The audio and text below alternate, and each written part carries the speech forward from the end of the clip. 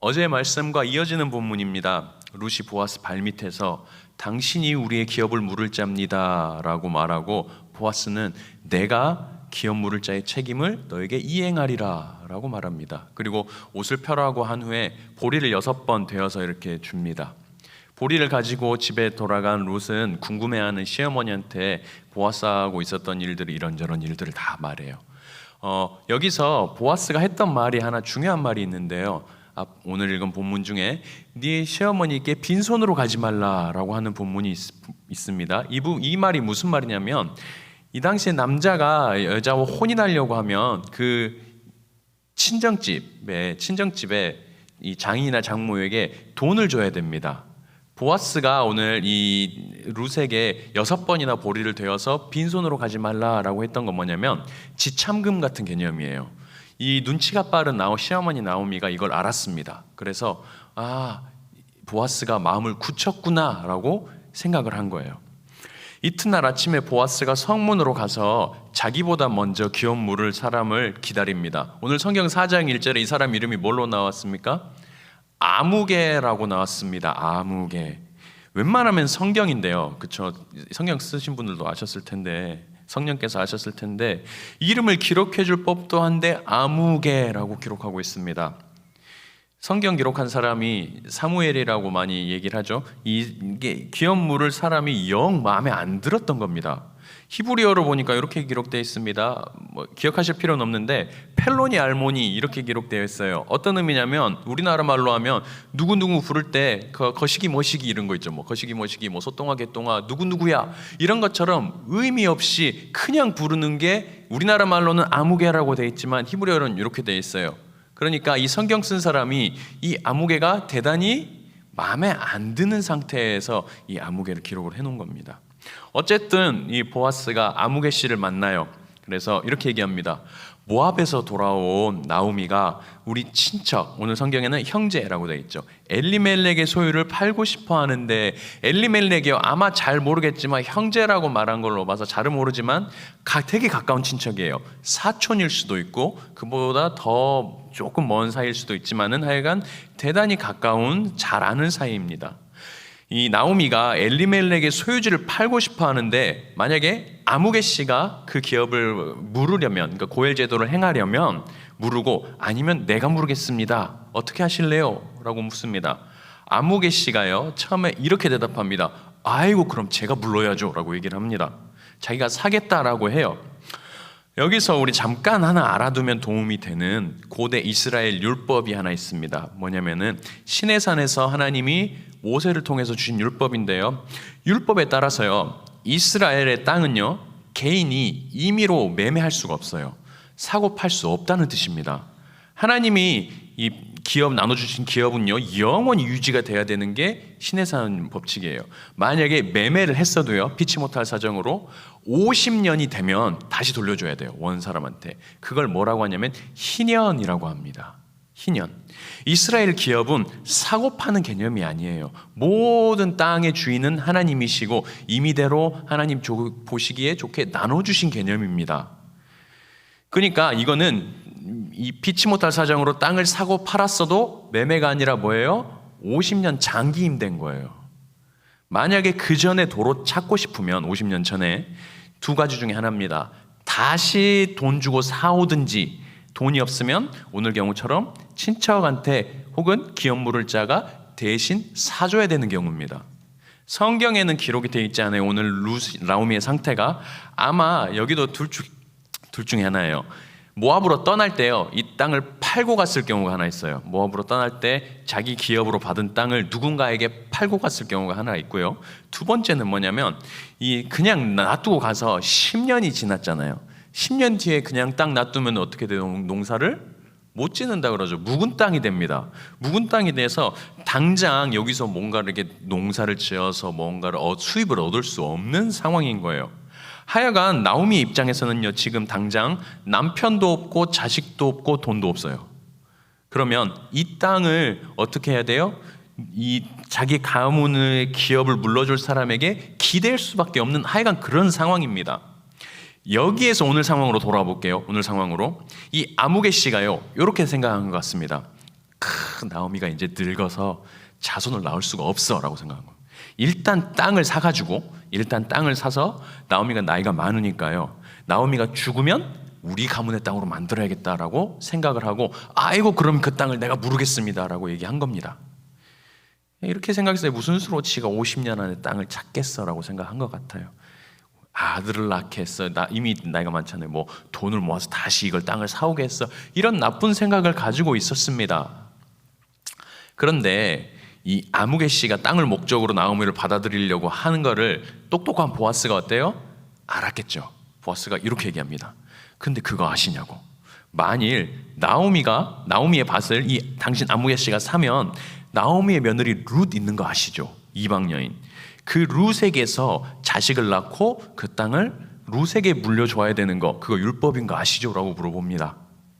이 말을 듣고요, 아무개 씨가 그까지는 생각을 못했나 봐요. 지혜롭지 않은 사람인 것 같아요. 가만히 생각해 보니까 괜히 땅은 땅대로 사고 돈 들여 사고요, 이방 여인하고 결혼하면 당시에 이스라엘 사람이잖아요. 이방 여인하고 결혼하면 괜히 손가락질 받을 것 같기도 하고, 또 어쩌다가 잘못해가지고 이방 여인한테 아이가 나오면 이 아이에게 자기가 돈 주고 산 땅, 기업 물은 땅을 줘야 되는 게 법인 거예요. 별로 좋은 이 조건이 아닙니다. 자기가 생각했을 때 계산기 두드려 보니까 수지타산이 안 맞는 거예요. 그래서 다시 말을 번복합니다. 오늘 본문에. 그럼 자기가 안 물을 테니까 보아스에게 땅을 물으라고 해요. 나는 안 물을 테니까 그럼 보아스 당신이 물으세요 라고 얘기합니다. 결국엔 보아스가 그 땅을 사고 룻과 혼인해서 뒤에 나머지 부분 읽어보면 아이를 낳고 이름을 오벳이라고 짓죠. 오벳, 목사님 말씀하셨듯이 오벳은 다윗 왕의 할아버지입니다. 보아스가요, 이방 여인에 대한 무슨 어제 말씀드렸던 헤세드라고 할까요? 아니면 엘리멜렉과 나오미에 대한 헤세드라고 할까요? 하여간 이 하나님의 이 율법에 기업을 물으라라는 이 말씀에 순종을 해서 다윗 왕의 족보 메시아의 조상이 되는 영광을 누렸습니다. 그런데 우리 한 가지 생각해 볼 게 있어요. 한 가지. 뭐냐면 보아스 입장에서요, 룻의 입장에서 자기 자손이 왕이 될지 메시아가 나올 줄 알았을까요? 몰랐습니다. 당장 이 룻하고 결혼을 해가지고 우리 자식 중에 왕이 나오고 우리 자식 중에 메시아가 나오고라고 전혀 생각하지 못했을 거예요. 단지 오늘 룻은요, 시어머니에 대한 의의를 지키고 시어머니가 믿는 하나님을 따라가는 선택을 했었고요, 보아스는 뭐 왕의 조상, 메시의 조상 이런 거창한 꿈을 꾼 게 아니고 하나님의 말씀에 기업을 물으라고 했으니까 과부를 불쌍히 여기고 추수 때 배고픈 사람을 위해 곡식을 남겨주고 말씀대로 기업 물을 책임이 있으면 손해가 되건 어쩌건 하나님의 말씀대로 순종하고 선택한 겁니다. 룻기를 읽다 보면 이 짧은 4장 안에 굉장히 많은 중요한 개념들과 신학들이 존재해요. 또 하나님에 대한 소개가 존재하고요, 어떤 학자들은 이 보아스를 통해서 예수 그리스도를 본다라고까지 얘기를 해요.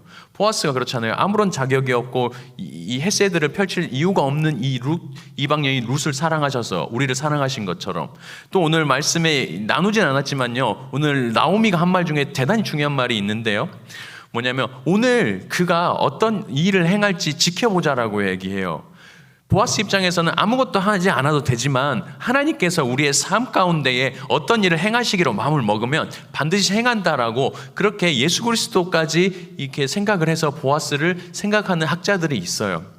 그렇게 룻기는 4장 안에 굉장히 많은 신학들과 스토리들이 있습니다. 그런데 오늘 제가 꼭 나누면서 말씀을 정리하고 싶은 한 가지 것은 뭐냐면요, 룻기는 한 가지를 1장부터 마지막 장까지요, 한 가지를 계속해서 묻고 있습니다. 뭐냐면 우리의 결정 기준이 현실이냐 하나님의 말씀이냐라는 거예요. 상황을 보지 않고 시어머니하고 하나님을 따라온 룻이 있죠.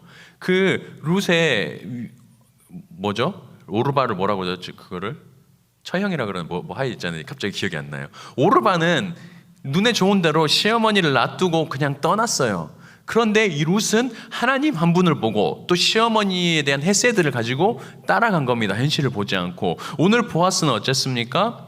이방 여인, 이 사람이나 외모가 아니고 하나님의 말씀에 따라서 눈앞에 있는 현실이 아니라 순종하고 결정하고 따랐습니다. 당장의 눈앞의 이익을 따라 결정하지 않고 하나님 주신 마음을 따라 율법과 말씀을 통해서 보아스를 보면 가난한 자 과부를 돌보고 기업을 물렀습니다. 그리고 또 오늘 반면교사로 보이는 이 아무개 씨를 통해서요, 당장의 눈앞에 이 땅을 사면 내게 이익이 되겠다라고 생각해서 땅을 사겠다라고 했다가 룻을 이게 데리고 결혼을 하면 안 되겠다 싶어서 또 물렀던, 이랬다 저랬다 했던 아무개를 통해서 룻기는요, 우리의 결정 기준이 과연 무엇인가를 계속해서 묻고 있습니다. 룻은 사랑받을 여인이 아니었죠. 고대 이스라엘 사회에서 하나님의 말씀 안에 사는 이 이스라엘 공동체 안에서 이방 여인, 이 모압 여인이 공동체 안으로 들어와서 산다, 이거는 사실은 굉장히 말이 안 되는 소리예요. 인정받고 산다? 사랑받을 수 없는 사람이 바로 룻입니다. 그러나 룻의 선택, 그 시어머니에 대한 헤세드와 하나님 말씀에 대한 순종에 따라 왔더니 보아스를 통해서 사랑받지 못할 사람이 사랑받게 된 것을 오늘 룻기를 통해 알 수가 있어요. 오늘 룻기는 1장부터 4절까지 현실인지 말씀인지 이익인지 하나님의 마음인지 어떤 선택을 할지를 우리가 결정하라고 오늘 계속해서 우리에게 말씀하고 권면하고 계시는 거예요.